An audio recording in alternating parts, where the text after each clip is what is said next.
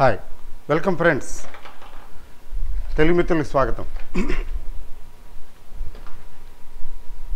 Market పెరగబోతూ చతికిలు పడింది.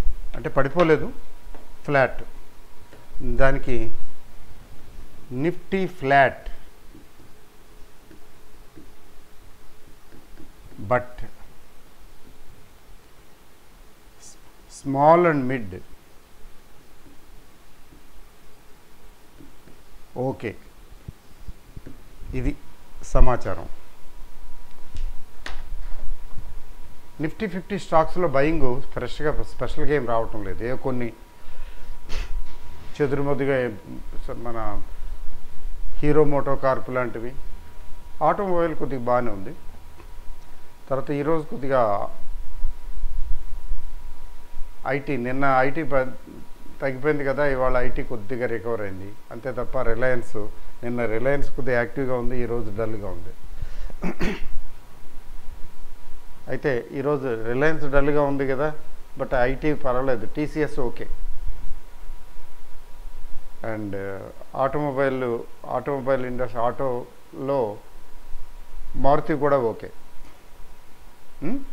అంటే ప్రత్యేకించి చెప్పుకోవటానికి అయితే ఏమీ లేదు. నిఫ్టీ 50 స్టాక్స్లో ఏమీ లేదు చెప్పుకోవడానికి. అందువల్ల ఏంటంటే మార్కెట్లు పెరగటం లేదు, అలా అని తగ్గిపోవటం లేదు అనేది ఓకే, గుడ్ న్యూసే. ఎందుకని అవి తగ్గితే సెంటిమెంట్ కొద్దిగా ఇదయ్యి దాని ఎఫెక్ట్ మిగిలిన మిడ్ క్యాప్ స్మాల్ క్యాప్ మీదగా పడుతుంది. అందుకని లక్కీగా తగ్గటం లేదు. బట్ పెరగటానికి మాత్రం సుముఖత చూపించటం లేదు.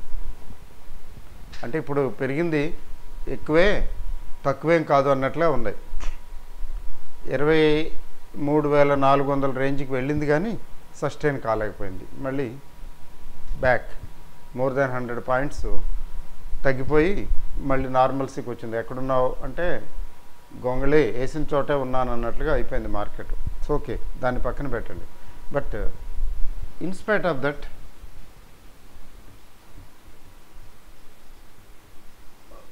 మార్కెట్ ఏంటంటే స్పెషాలిటీ ఏంటంటే VIX down, volatility index, fear index down 10%. Now it is 14.8 రేంజ్లో ఉంది. ఒక్కరోజు 10%. ఆ మధ్యన ఒకసారి 25% తగ్గింది. ఎలక్షన్ అయిపోయింది, రిజల్ట్స్ అయిపోయినాయి, ఎవరి పని వాళ్ళు చేసుకుంటున్నారు, సర్దుమడిపోయింది. గవర్నమెంట్ ఫామ్ అయిపోయింది, మినిస్ట్రీస్ ఫిక్స్ అయిపోయినాయి. మినిస్ట్రీలో కూడా మేజర్ మినిస్ట్రీస్లో డిఫరెన్స్ ఏం రాలేదు కదా. మన నిర్మలా మేడం గారికి మళ్ళీ ఫైనాన్స్ అప్పచెప్పారు. అంటే పాలసీస్ కంటిన్యూ అవుతాయనే ఎక్స్పెక్టేషను. మరి హోము, డిఫెన్సు, ఫారిన్ సర్వీసెస్, తర్వాత రోడ్ ట్రాన్స్పోర్టేషను, మెయిన్ 5 ఉన్నారు కదా, 4-5 ఉన్నారు కదా. ఈ 4-5కి రైల్వే ఒకటి, 5, 6 and 6 అని చెప్పచ్చు. వీళ్ళందరికీ సేమ్ పనులు అప్పచెప్పారు. దాని పుణ్యమని సెక్టర్ స్పెసిఫిక్గా తీసుకుంటే రైల్వేకి సంబంధించినటువంటి స్టాక్స్ పెరిగాయి. ఆర్వీఎన్ఎల్ లాంటివి పెరిగాయి. ఏమిటి అంటే సేమ్ మినిస్టర్ కదా, అంటే పాలసీస్ కంటిన్యూ చేస్తారు, అంటే గ్రోత్ పాత్లో ఉన్నాము అని. అంటే డిఫెన్స్ కూడా అంతే కదా. మరి డిఫెన్స్ మినిస్ట్రీ మారలేదు, పోర్ట్ఫోలియో వారికే వచ్చింది. ఇవన్నీ ఏంటంటే నో చేంజ్. ఓన్లీ రిస్క్ ఏంటంటే ఈ కోయలిషన్ గవర్నమెంటు 5 years నడుస్తుందా, అపోజిషను ఆవురావురమంటూ ఉంది, ఆకలితో ఆవురావురమంటూ ఉంది. 10 సంవత్సరాల నుంచి ఉపవాస దీక్షలో ఉన్నారు వాళ్ళు, అపోజిషన్ వారు. మరి లెగ్ పుల్లింగ్లు అవి ఉంటాయి కదా. తర్వాత కొంచెం ఒక 30-35 సీట్స్ షార్టేజ్ ఉంది కదా వీళ్ళకి. ఆ షార్టేజ్కి 35 సీట్స్ పైనే ఐ థింక్, అదే 35-40 సీట్స్ షార్టేజీ. ఆ షార్టేజ్కి వీళ్ళు మొత్తానికి మరమ్మతులు చేసుకున్నారు కదా, కోalition పెట్టుకున్నారు కదా, కోalition పెట్టుకున్నారు కాబట్టి $1 billion క్వశ్చన్ ఏంటంటే how stable the present government is. We don't know. మనకి పాలిటిక్స్తో పనే ఉంది. మన పెట్టుబడులు పెరగాలి. ఎవరు గెలిస్తే ఎవరు ఓడిపోతే in what way we are affected as investor. అది పొలిటికల్ అఫిలియేషన్ ఉండి ఇంట్రెస్ట్ ఉంటుంది, అది వేరే సంగతి. ఇప్పుడు ఆంధ్రప్రదేశ్లో ఏపీ బేస్డ్ కంపెనీస్ అవి నేషనల్ లెవెల్లో చెప్తున్నారు. ఏపీ బేస్డ్ కంపెనీస్కి మంచి రోజులు వచ్చాయి, అలా వచ్చినట్టున్నాయి, పెరుగుతున్నాయని. ఇట్స్ గుడ్ న్యూస్ అంతే. ఆ స్టాక్స్ ఏపీ బేస్డ్ కంపెనీస్ అన్నీ కాదనుకోండి, కొన్ని సెలెక్టివ్గా పెరుగుతున్నాయి.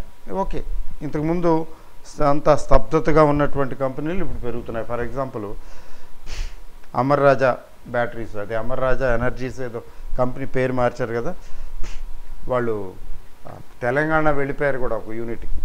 ఒక యూనిట్ తెలంగాణలో పెట్టేశారు, లేదా పెట్టడానికి ప్రపోజల్ పెట్టారు మొత్తానికి. సో అంటే ఎక్స్పెక్టేషన్స్ ఏమిటి అంటే, expectations from the industry that ఏపీలో ఇండస్ట్రియల్ ప్రోగ్రెస్, ఇండస్ట్రియల్ గ్రోత్ వస్తుంది అంటే పెట్టుబడులు వస్తాయి, ఇండస్ట్రియల్ గ్రోత్ వస్తుంది అనేది ఎక్స్పెక్టేషను. ఇప్పుడు ఆ ఎక్స్పెక్టేషను అయితే బాగానే ఉంటుంది, అవ్వకపోతే ఫినిష్. అలా ప్రతి చోట కూడా. ఇప్పుడు సెంట్రల్ లెవెల్లో కూడా ఏంటంటే వీళ్ళు గ్రోత్ పాత్రలోనే ఉంది ఎకానమీ, బాగానే పెర్ఫామ్ చేశారు. ముఖ్యంగా రోడ్స్కి సంబంధించిన మినిస్ట్రీ ఉంది కదా, హైవేస్ అవన్నీ, నితిన్ గడ్కరీ అనుకుంటాను, చాలా బాగా చేశాడు ఆయనని ఢిల్లీలో చాలా బాగా చెప్పుకుంటారు ఆయన గురించి. డిఫెన్స్ చెప్పనక్కర్లేదు, ఎవరు చేసింది ఏం లేదు. డిఫెన్స్ పాలసీ ఎలాంటిదంటే, ఆ పాలసీ మనం ఆయుధాలు తయారు చేసి ఎక్స్పోర్ట్ చేసే స్థితికి వచ్చాం. There is a big gap. ఆయుధాలు తయారు చేయరు ఎవరు, మోస్ట్లీ వీళ్ళ దగ్గర కొనుక్కుంటారు, ఎందుకులే అని. మనం ఏంటంటే చైనా నుంచి చూసి నేర్చుకున్నాము. ఏంటంటే అది అసలు నిన్న మొన్నటి వరకు ఆయుధాలు తయారు చేయకూడదు, కొనుక్కోవాలి, ఎకనామిక్ రిసోర్సెస్ అటువంటి వాటి మీదకి మళ్లించకూడదు, డైవర్ట్ చేయకూడదు, అట్లాంటి కాన్సెప్ట్స్ ఉండేవి. నేను చదువుకునే రోజుల్లో ఇట్లాంటి వ్యూ ఉండేది ఎకనామిస్ట్. తర్వాత ఇప్పుడు రీసెంట్గా ఏంటంటే ఆయుధాలకి సంబంధించి మనం ఎదుటి అంటే అదర్ కంట్రీస్ మీద డిపెండ్ అయినట్లయితే వాళ్ళు మనకి టర్మ్స్ డిక్టేట్ చేయడానికి ప్రయత్నిస్తారు. కాబట్టి సెల్ఫ్ సఫిషియెంట్గా ఉండటం కోసం make in India concept introduce చేయడం జరిగింది. Luckily fortunately that is doing wonders. Defence ministry expand అయింది. Defence industry, defence products based industry develop అయింది. తర్వాత రైల్వే కూడా మనం సెల్ఫ్ సఫిషియెంట్గా ఇక్కడి నుంచి ఇంపోర్ట్ చేసుకోవటం తగ్గించి రైల్వే కూడా మనం సెల్ఫ్ సఫిషియెంట్గా తయారయ్యాం. తర్వాత మన టెక్నాలజీ కూడా సుపీరియర్ టెక్నాలజీ అని, మన దగ్గర సుపీరియర్ టెక్నాలజీ ఉన్నది అన్న విషయం ప్రపంచ దేశాలకు గుర్తించాయి. సో భారతదేశంలో మేధావులు చాలామంది ఉన్నారు అని అర్థమవుతున్నది. చైనాలోనే కాదు, అమెరికాలో అంతకన్నా కాదు. అమెరికా అంతా బారోయింగే కదా, టాలెంట్ని అట్రాక్ట్ చేస్తుంది అమెరికా. టాలెంట్ ఉన్న వాళ్ళందరినీ రండి అని కూర్చోబెడుతుంది, వీసాలు ఇస్తుంది, తర్వాత ఈవెన్ గ్రీన్ కార్డులు ఇస్తుంది, ఈవెన్ సిటిజన్షిప్ ఇస్తుంది. అమెరికాలో ఏం లేదు. అమెరికాకి వెళ్ళే టాలెంట్ ఉన్న వాళ్ళందరినీ తీసుకుని అమెరికా డెవలప్ అవుతున్నది. తర్వాత America is a big consumption point because so many people visit America. వద్దన్నా కావాలనుకున్నా కానీ ఇండియా ఒకటే కాదు, ప్రపంచ దేశాల నుంచి వెళ్తుంటారు. అందుకని అమెరికన్ ఎకానమీ ఎఫెక్ట్ అవ్వదు. జపాన్ లాంటి ఎకానమీస్ స్టాగ్నెంట్గా ఉండిపోయాయి. దానికి కారణం ఏంటి? వాళ్ళు కన్జర్వేటివ్ అప్రోచ్. వీళ్ళు ఎలా కాదు కదా. యూరప్ కూడా ఇంకా బెటర్గా ఉండేది, వాళ్ళది కన్జర్వేటివ్ పాలసీ. వీసాలు తేలిగ్గా ఎవరు. అంటే అమెరికా వాళ్ళు తేలిక ఇచ్చేస్తారని కాదు, but on merits they attract. So ఇట్లా ఏంటంటే world economies as a whole తీసుకున్నట్లయితే కంపేర్ చేసుకుంటే India we are in a better position and growing path thanks to railways, defence, ఈ టెలికమ్యూనికేషన్స్, ఐటీకి మన ఇండియన్సే కదా ఐటీలో చాలా అడ్వాన్స్డ్గా ఉన్నారు. మన వాళ్ళు ఐటీ జాబులు చేసి బోల్డ్ అంత డబ్బు ఇండియాకి పంపిస్తున్నారు ఎన్నో సంవత్సరాలుగా. మన ఎకానమీ పికప్ అవ్వటానికి, ఇంప్రూవ్ అవ్వటానికి అదొక రీజను. మా చిన్నప్పుడు గల్ఫ్కి వెళ్ళేవాళ్ళు, ఏవో ఇచ్చేవాళ్ళు, పెద్ద మంచి శాలరీస్ వచ్చేవి కాదు. కానీ ముఖ్యంగా కేరళ బాగా డెవలప్ అయింది. కేరళ నుంచి బాగా వెళ్ళిపోయారు. కేరళ స్టేట్ డెవలప్ అవ్వటానికి వాళ్ళు బయటికి వెళ్ళి గల్ఫ్ కంట్రీస్కి వెళ్ళి వాళ్ళు డబ్బు సంపాదించి తెచ్చిపెట్టిన డబ్బులే కారణం. ఇట్లా ఏదో ఉంటుంది రెవల్యూషన్. అట్లాగా భారతదేశం ఏంటంటే now we are A 5 trillion economy and we are going to be అంతే 7 trillion, 8 trillion, 9 trillion అయిపోతాం. So it's all a good news. ఈ నేపథ్యంలో మన స్టాక్ మార్కెట్లు లాస్ట్ 2-3 yearsలో ముఖ్యంగా ఏది మన కరోనా తర్వాత బాగా ఇంప్రూవ్ అయినాయి. డబ్బులు ప్రజల దగ్గర సేవింగ్స్ బాగా వచ్చాయి కాబట్టి ఇన్వెస్ట్మెంట్స్ వచ్చాయి.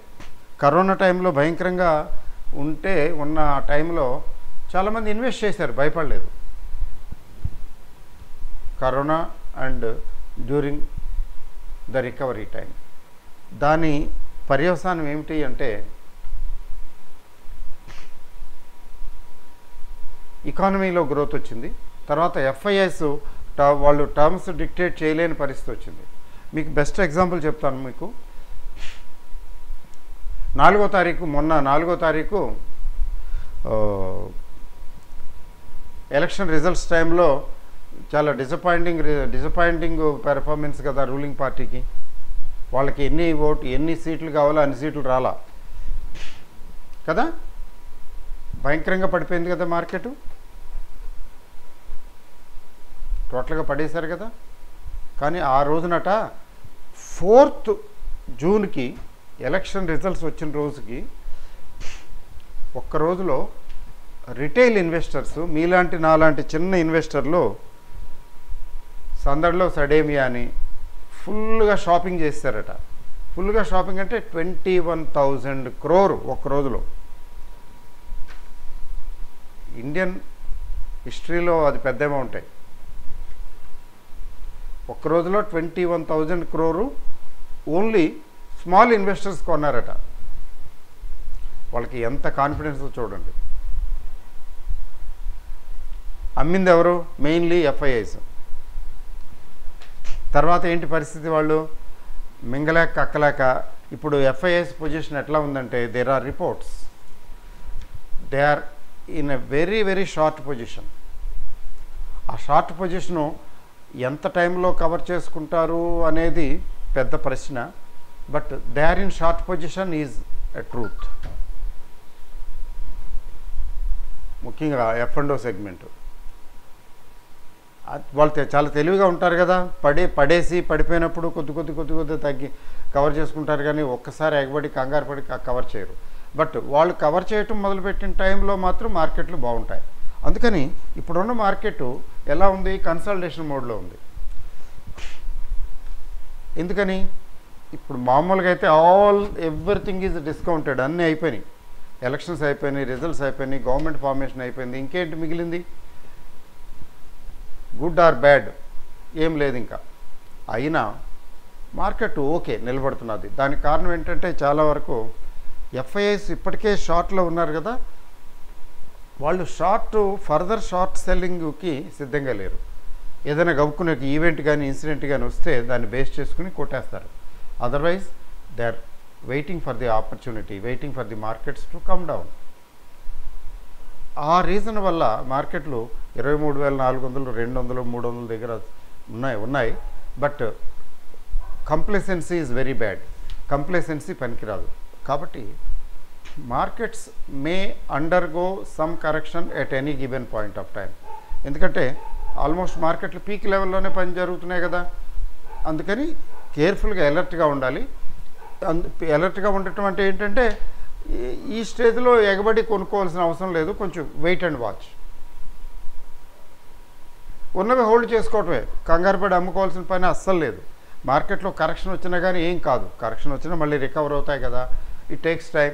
మీకు ఎగ్జాంపుల్ చెప్తాను. ఈరోజు స్టాక్స్లో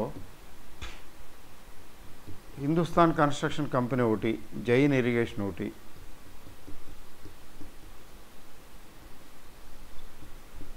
ఎస్ బ్యాంక్ ఒకటి, ఈ మూడింటిని నేను డిస్కస్ చేయబోతున్నాను.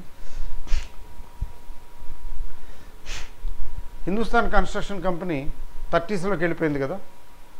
ఇది turn around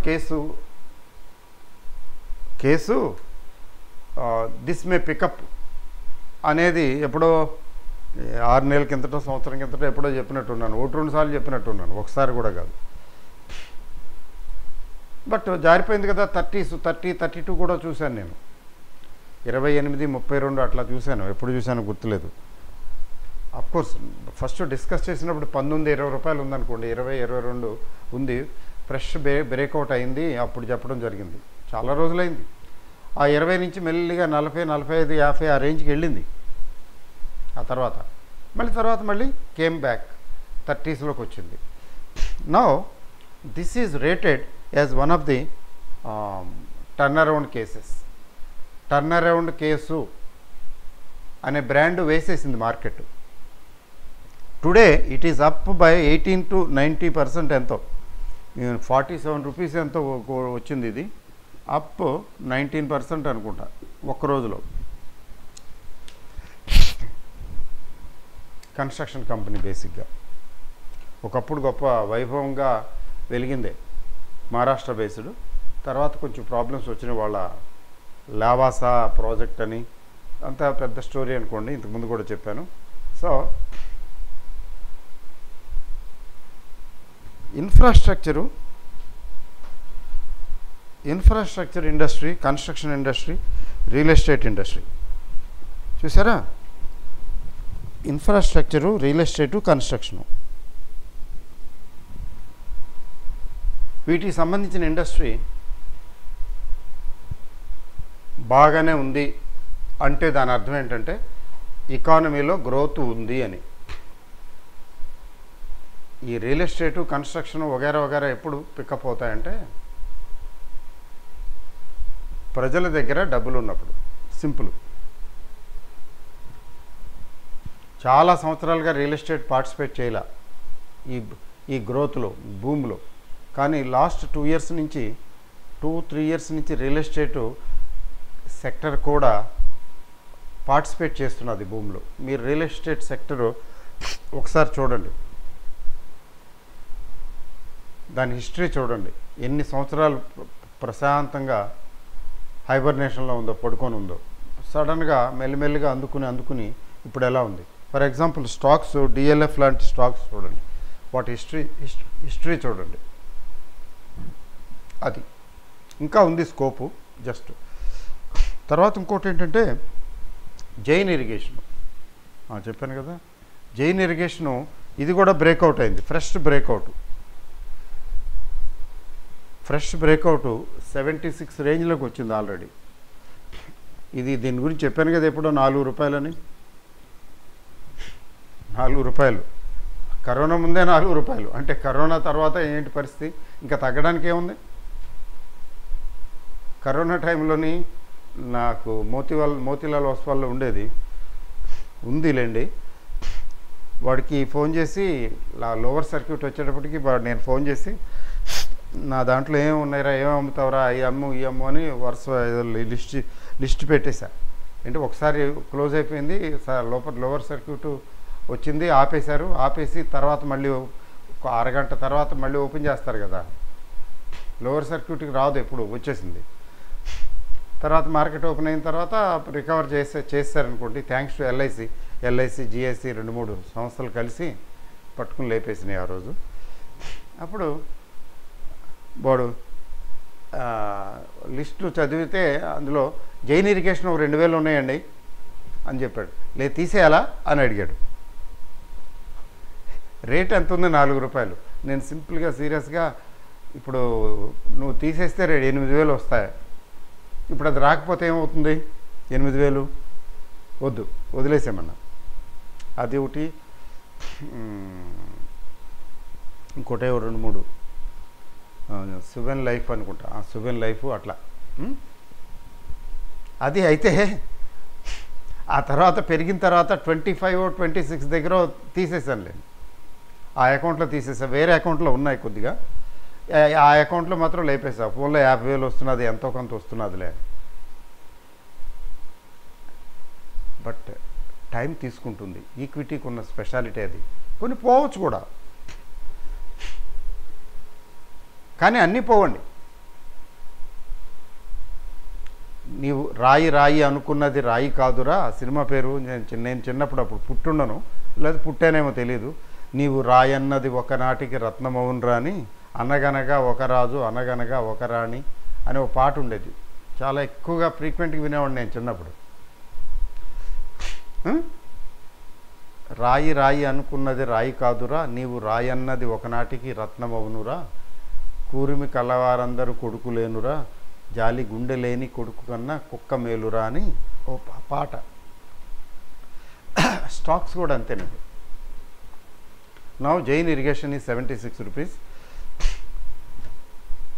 and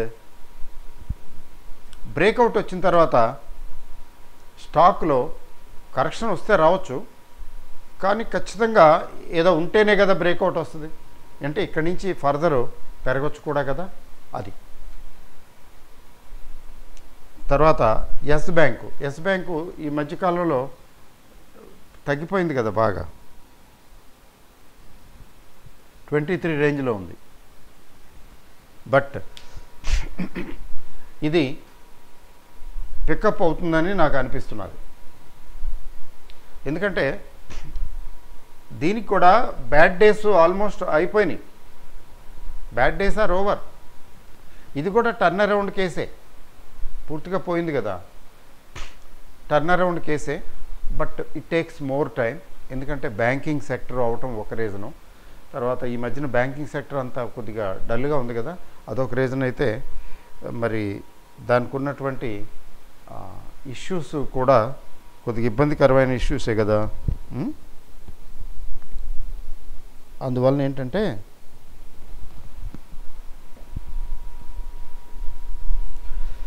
okay. So Jain irrigation, Hindustan construction company. అయితే వీటి గురించి ఎందుకు మాట్లాడుతున్నాను నేనంటే, కొంచెం టర్న్ అరౌండ్ టైపు. ఒకప్పుడు బాగా బతికి ఖాయిలా పడ్డ సంస్థలు ఇవి, కంపెనీలు భయంకరంగా. 4 రూపాయలు. హిందుస్థాన్ కన్స్ట్రక్షన్ కంపెనీ మాత్రం అది మాత్రం బిలో 10ఏగా. అది అంతే, 100, 150, 140, అబోవ్ 100, హండ్రెడ్స్లో చూశాను నేను దాన్ని.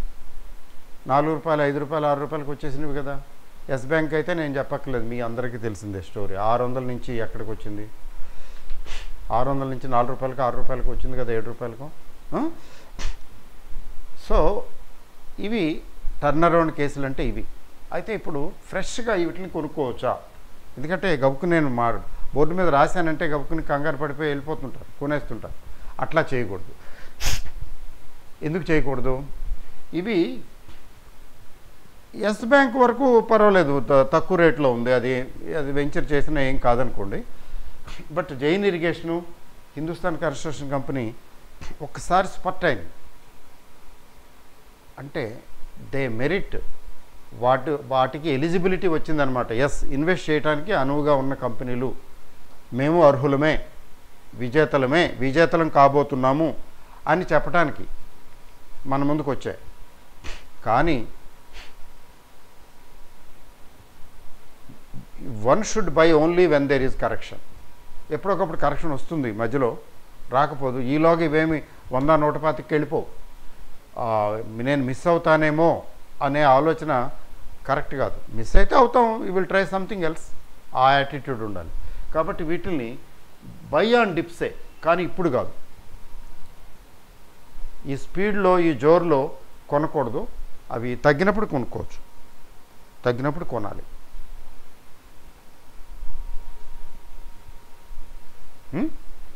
అది సంగతి. ఈ స్టాక్స్ గురించి నేను ప్రత్యేకించి మాట్లాడాలి కాబట్టి మీరు వాచ్ లిస్ట్లో పెట్టుకోండి. తర్వాత మార్కెట్లు పెరగటం లేదు, కానీ స్మాల్ క్యాప్స్ మిడ్ క్యాప్స్లో మాత్రం కొంచెం మూమెంట్ ఉంది. మీరు గమనించే ఉంటారు కదా, మీ పోర్ట్ఫోలియోలో కూడా ఇంప్రూవ్మెంట్ కనిపిస్తూ ఉండాలి కదా, అది చూడండి. దానికి ప్రతీక, దానికి బెస్ట్ నిదర్శనం ఏంటంటే అడ్వాన్స్ డిక్లైన్ రేషియో. ఈరోజు నిఫ్టీ పెరగలేదు కదా, కానీ advance decline ratio almost 2:1, almost at least 5:3. అంటే మార్కెట్లో బయింగ్ ఉన్నది లైట్గా. అయితే ఇప్పుడున్న పరిస్థితులకి ఈ జూన్ రిజల్ట్స్, జూన్ క్వార్టర్ తాలూకు రిజల్ట్స్ అయిపోయిన తర్వాత, రిజల్ట్స్ తర్వాత జూలైలో మనకి రిజల్ట్స్ వెలువడతాయి. సో జూలైలో, ఇప్పుడు జూన్లో కరెక్షన్ రాకపోతే జూలైలో రావచ్చు. అందుకని కొంచెం అలర్ట్గా ఉండటమే. ఎందుకంటే మనం దిస్ ఈజ్ ద పీక్. ఎలాగో ఇంతకుముందు అనుకున్నదే 25,000 అనుకున్నాం కదా, నిఫ్టీ 25,000కి వెళ్ళిపోతుంది అని. 25,000కి వెళ్ళిపోవడానికి వెంటనే వెళ్ళిపోతుందా? అట్లా వెంటనే వెళ్ళిపోవాలంటే 1,600 పాయింట్లు, 1,700 పాయింట్లు, 1,700 పాయింట్లు ఎంత టైం పడుతుంది? గబగబ ఎక్కేస్తే 400, 300 పాయింట్లు పెరిగినాయి అనుకోండి, నెల 2 నెలలు 3 నెలలు అయిపోవాలి కదా. బట్ ఇయర్ ఎండ్ వరకు అవుతుందా? 25,000 అవదా? ఇయర్ ఎండ్ వరకు చూడటానికి బోల్ టైం ఉందే అనిపిస్తుంది. కానీ పైకి కిందకి వచ్చేటప్పుడు మధ్యలో కరెక్షన్ వచ్చింది అనుకోండి, మధ్యలో కరెక్షన్ వస్తే 22,000, 22,200 రేంజ్కి వచ్చింది అనుకోండి మళ్ళీ ఒకసారి, అక్కడి నుంచి 25,000కి వెళ్ళాలిగా. అది అందుకని ఏంటంటే 25,000 target okay, but in the mean time there may be corrections. So అట్లా కరెక్షన్స్ కోసం వెయిట్ చేస్తూ, కరెక్షన్స్ వచ్చినప్పుడల్లా కొద్దిగా కొనుక్కుంటాం, అది వివేకం అనేది. ఇంకొక న్యూస్ కూడా చదివాను నేను. మార్కెట్ అంట బాగా తగ్గింది కదా మొన్న 4వ తారీఖు. ఆ తగ్గినప్పుడట ఈక్విటీ ప్లస్ ఇండెక్స్ ఫండ్స్లో ఎక్కువ పెట్టారట పెట్టుబడి. ఇండెక్స్ ఫండ్స్ కొన్నారట అండి ఎక్కువ మంది. ఇండెక్స్ ఫండ్స్లోనూ ఈక్విటీస్లోనూ స్మాల్ ఇన్వెస్టర్స్ ఇన్వెస్ట్ చేశారట. అంటే ఇండెక్స్ ఫండ్స్కి సంబంధించిన అవేర్నెస్ ఆల్ ఓవర్ ఇండియా బాగా ఉన్నట్టే కదా లెక్కన. విజ్డమ్. ఎందుకంటే మార్కెట్లు తగ్గినప్పుడు నేను కూడా చెప్పే ఉంటాను మధ్యలో 2%, మోర్ దెన్ 2% తగ్గిన రోజున ఈటీఎఫ్లు కొనుక్కోవచ్చు అని, ఈటీఎఫ్లు ఎక్కువ అక్యుములేట్ చేసుకోవచ్చు అని. అంటే ఇండెక్స్ ఫండ్స్కి ఈటీఎఫ్లకి తేడా ఉందిలే. ఈటీఎఫ్ అయితే కొంచెం ఎప్పుడన్నా మధ్యలో గబుక్కుని తీసేసి అమ్మేయటానికి, ప్రాఫిట్ బుక్ చేయడానికి బాగుంటుంది. ఇండెక్స్ ఫండ్స్ అలా చేయలేము, అదొకటి తేడా. చేయొచ్చు కానీ చేయకూడదు. అది కొంచెం వెరీ లాంగ్ టర్మ్ పర్స్పెక్టివ్కి ఇండెక్స్ ఫండ్స్ తీసుకుంటాం కదా, అట్లా అనమాట. చూసారా? సో ఇండెక్స్ ఫండ్స్లో ఇన్వెస్ట్మెంట్ బాగా వచ్చిందట. It's a very very gratifying news. చాలా ఐ ఫెల్ట్ వెరీ హ్యాపీ. ఓహో, ఇండెక్స్ ఫండ్స్ మీద అవేర్నెస్. నేను ఇండెక్స్ ఫండ్స్ గురించి మాట్లాడే రోజుల్లో 6 సంవత్సరాల కిందట కదా, చాలామంది జోకులు కూడా వేసేవాళ్ళు, ఏంటంటో కామెంట్లు పెట్టేవాళ్ళు. ఇక్కడే కాదు, అదర్వైజ్ ఆల్సో న్యూస్ పేపర్లో లేకపోతే ఈ వెబ్సైట్లో వాటిలో కూడా ఇండెక్స్ ఫండ్స్కి ఎవరో ఎంకరేజ్ చేయలే. బట్ టుడే ఎన్ని mutual funds, index funds offer చేస్తున్నాయో చూడండి. అప్పుడు 2 ఉండేవి, ఇప్పుడు ఎన్ని ఉన్నాయి చూడండి. ముఖ్యంగా Nifty next 50కి only 2,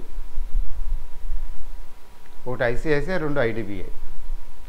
see today, that is the beauty. So markets are very good. మధ్యలో కరెక్షన్స్ వస్తే అడ్వాంటేజ్ తీసుకోవడానికి ప్రయత్నించాలి, కానీ డిసప్పాయింట్ అవ్వాల్సిన పనేం లేదు. అయితే మార్కెట్కి పెరగటానికి ప్రత్యేకించి ఏమీ రీజన్స్ లేవు. ఒకే ఒక రీజను, ఈ ఎఫ్ఐఐస్ కొంచెం షార్ట్ కవరింగ్ మొదలు పెడితే అక్కడ కొద్దిగా బాగుంటుంది, రికవర్ అవుతుంది. పెరుగుతుంది. అదర్వైజ్ పెద్దగా పెరగకపోవచ్చు, but mid cap small cap మాత్రం బాగుండే అవకాశం ఉంది. They are still intact and good enough. Okay అండి, సో ఈ రోజుకి ఇంతే. చాలా ఎక్కువ మాట్లాడానేమో, పాలిటిక్స్లోకి వెళ్ళిపోయాం కదా. మరి పాలిటిక్స్తో ముడిపడిందే మన స్టాక్ మార్కెట్ ఇన్వెస్ట్మెంట్. తప్పదు. Okay, all the best. Thank you. Good night.